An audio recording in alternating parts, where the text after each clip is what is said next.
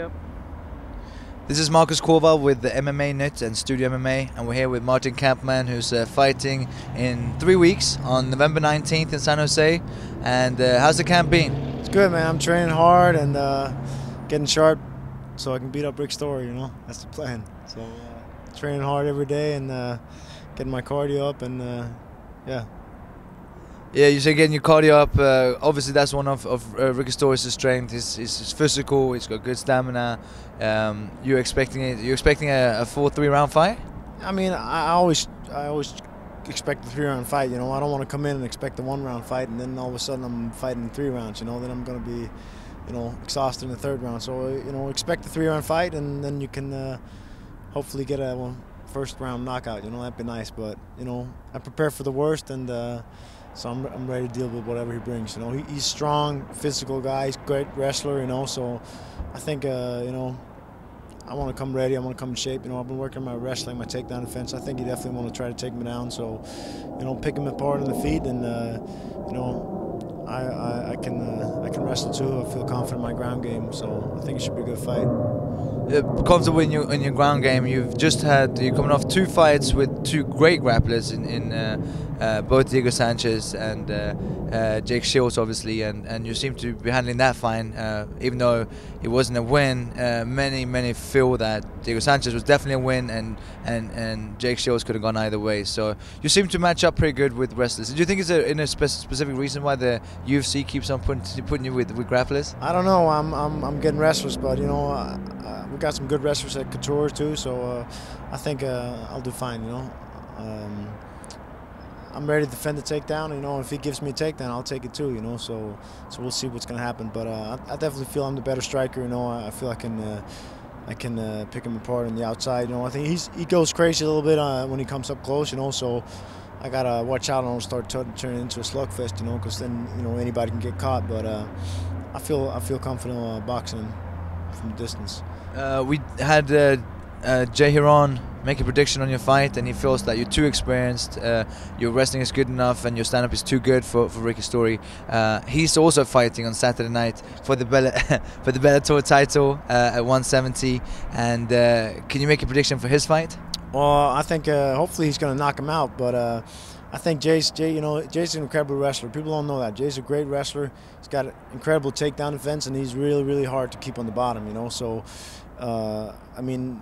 Ben Askren, obviously a great wrestler, Olympic level wrestler, but I think Jay makes a really bad matchup for Askren. He's the matchup, you know, to beat Askren because his takedown defense is so good, and he's fast and sharp with his hands, and I think he's going to be able to pick Askren apart, you know, and wear him out. You know, he might catch him in the 1st round, but I think more realistically, you know, he's got to wear him out, and then. Go for the stoppage in the later rounds, you know, and even if he does get taken down once or twice, he's going to pop right back up, and then he's a lot better striker than Askren is. So I'm really looking forward to it. I got Jay win that one. Extreme Couture has been extremely busy the last few months. You've had Mike Powell just fought on Saturday night. You got Tyson Griffin fighting. Jay's fighting on Saturday night as well. You're fighting in a couple of weeks, and do you see it as an advantage when all of you guys are fighting around the same time, or does it make it harder to get a good focus on every single individual fighter? It's good and bad, you know, because when everybody got their own fight, you know, it means everybody's in the gym, so it's good. You have a lot of guys to work with. You know, we had Brad Tavares was training for a fight. Evan Dunham just fought. Unfortunately, Brad just got injured, but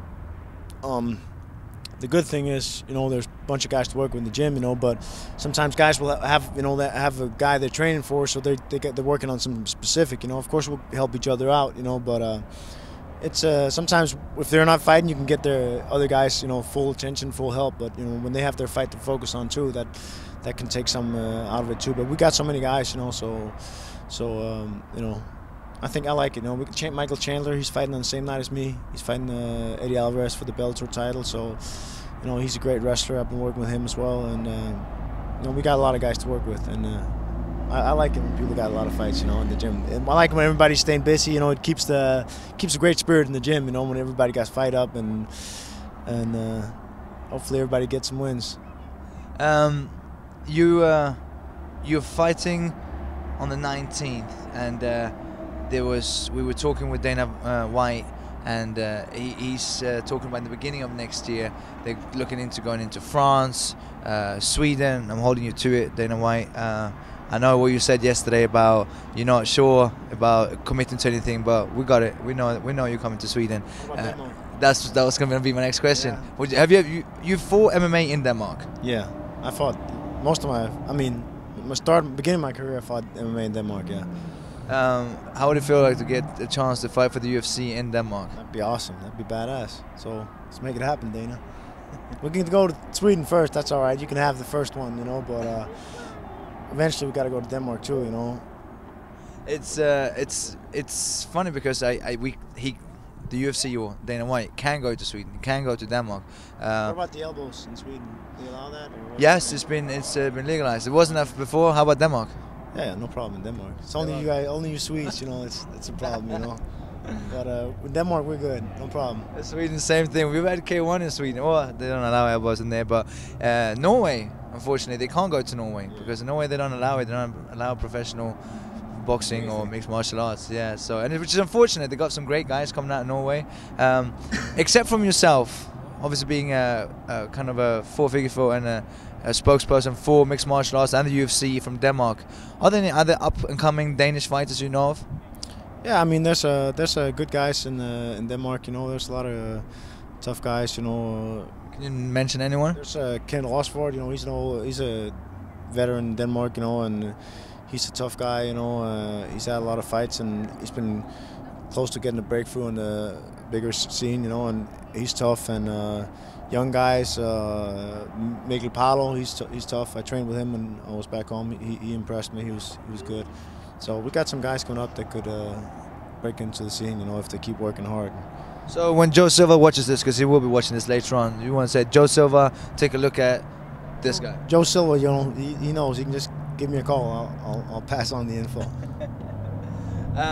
So come Saturday night, 19th of November, San Jose. You're comfortable with the grappling. You obviously showed that both Diego Sanchez and Jake Shields being in with, so to speak, a fight is a fight. Every fight's different, but you've been in there with the best of the best. Many consider Diego Sanchez's jiu-jitsu being one of the best in the world, and obviously same thing with Jake Shields. GSP had so much respect before his fight with him. Does that raise your confidence going in with someone without taking anything away from Ricky's story? But does that make you feel comfortable?